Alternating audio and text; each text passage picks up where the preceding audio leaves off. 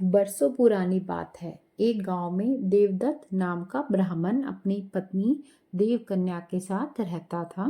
उन दोनों की कोई औलाद नहीं थी। आखिरकार कुछ वर्षों के बाद उनके घर में प्यारे से बच्चे ने जन्म लिया। ब्राह्मण की पत्नी अपने बच्चे को बहुत प्यार करती थी।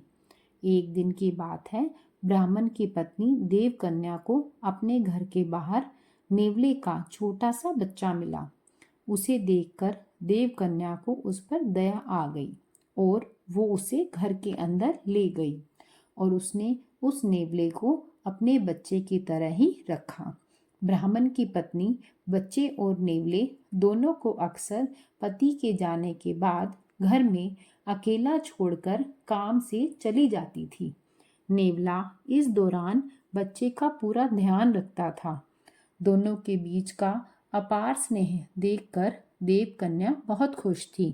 एक दिन अचानक ब्राह्मण की पत्नी के मन में हुआ कि कहीं यह नेवला मेरे बच्चे को नुकसान न पहुंचा दे। आखिरकार जानवर ही तो है और जानवर की बुद्धि का तो कोई भरोसा नहीं किया जा सकता। समय बीतता गया और नेवला और ब्राह्मण के बच्चे के बीच का प्यार गहरा होता गया।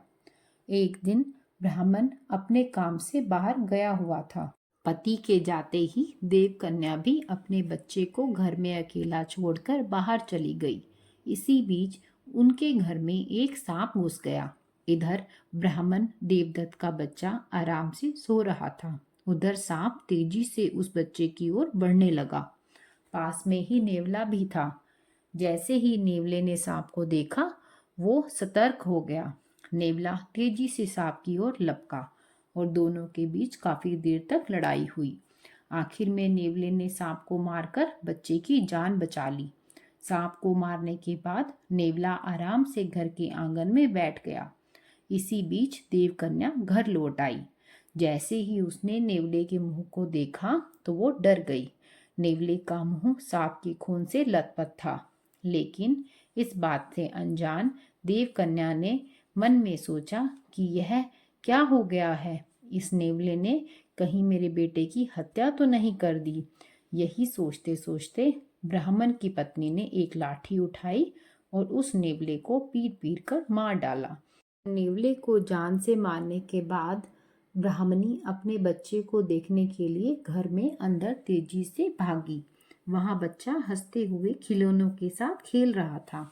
इसी दौरान उसकी नज़र पास में पड़े सांप पर गई। सांप को देखते ही देवकन्या को बहुत पछतावा हुआ।